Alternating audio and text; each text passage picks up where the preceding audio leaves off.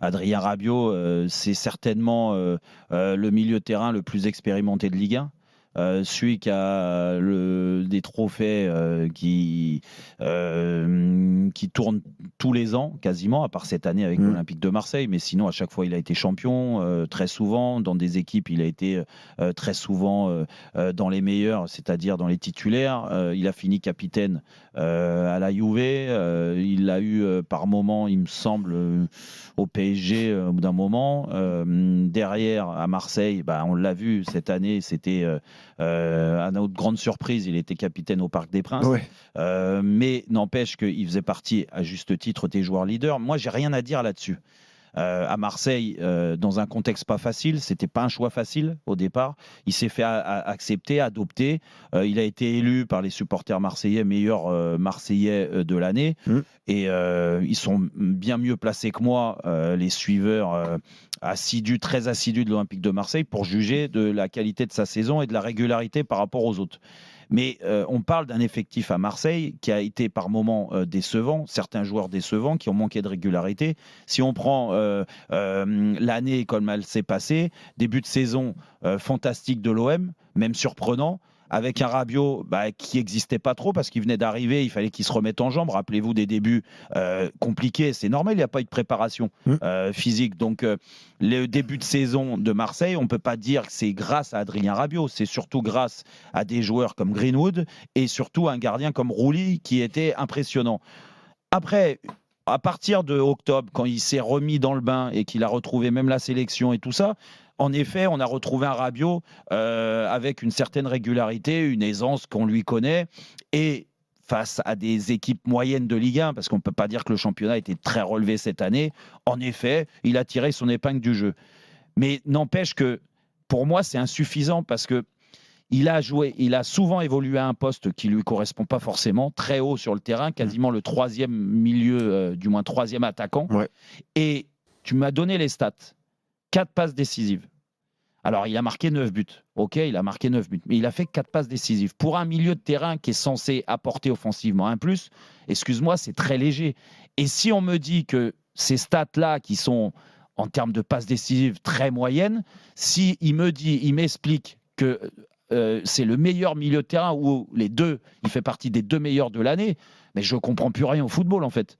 Ça veut dire qu'il y a des joueurs qui sont milieu de terrain, offensif, défensif. C'est pour ça il faut savoir où on le juge. Si tu le mets, mais il n'a jamais joué là de la saison, un peu milieu relayeur, un peu plus bas sur le terrain, peut-être qu'il fait partie des 2 meilleurs, voire le meilleur.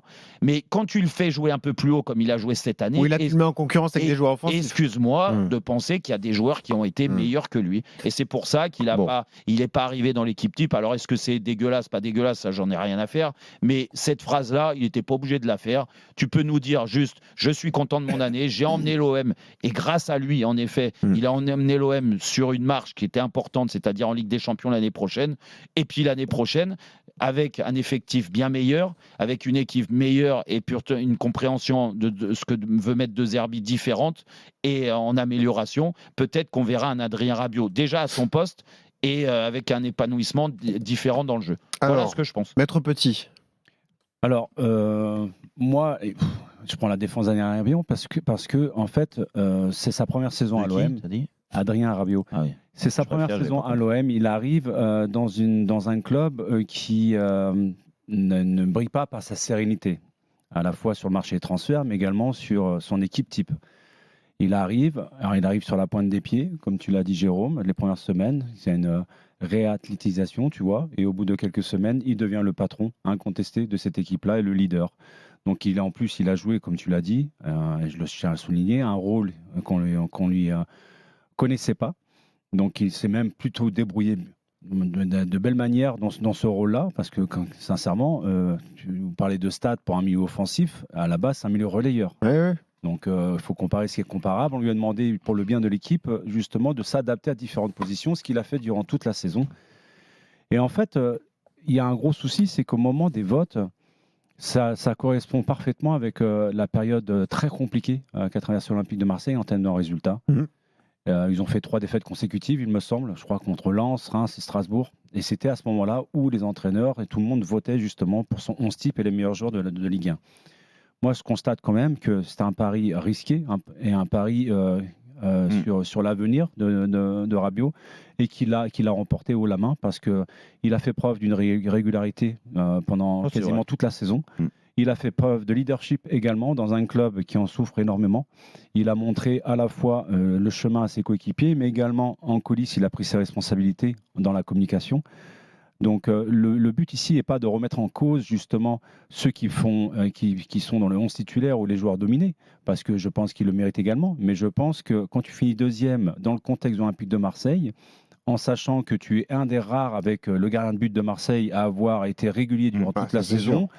Mais de là à être le meilleur ou le deuxième meilleur du championnat, tu arrives dans le club, c'est ta première saison. Oui, mais d'accord, mais Manu, c'est ta première saison. Tu arrives sur la pointe des pieds, t'es pas au point physiquement. Et regarde la saison qu'il fait, quoi. Ouais, mais bon, après il y a quand même des joueurs. Je remets pas en question les joueurs du Paris Saint-Germain. Déjà, Neves, pour moi, il a fait une grande saison. Vitinha, qui était déjà dans le 11 titulaire l'année dernière, je l'ai trouvé un ton dessous de ce qu'il avait fait l'année dernière. Oh non. C'est mon avis. Non, mais je l'ai trouvé excellent.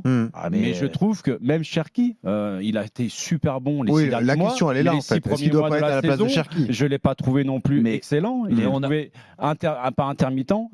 Mais est-ce que tu es d'accord avec moi sur le fait, et après on entendra le verdict du juge. Mais est-ce que tu es d'accord avec moi que c'est difficile de le juger parce qu'il n'a pas joué à une position. Exactement, voilà. C'est pas son poste, c'est adapté oui, mais tu es obligé de le mêler à des joueurs plus offensifs. Et pour moi, les joueurs qui sont plus offensifs, ils ont plus de qualité que lui. Oui, d'accord, je suis d'accord, mais dans ces cas-là, c'est comme si tu demandais, je sais pas moi, à Vitinha de jouer dans cette position-là ou à Cherki de jouer en numéro 6. Oui, mais sauf qu'ils n'ont pas joué, donc tu es obligé de le juger sur le positionnement de cette année. Il sort quand même avec une grosse saison, saison, Rabiot. Non, mais attends, donc encore une fois. C'est pour ça que moi, je voulais quand même le mettre parmi les meilleurs milieux de terrain dans la mesure où il a joué un poste qui n'est pas le sien pas sa première saison dans un contexte compliqué à Marseille. Il a été leader.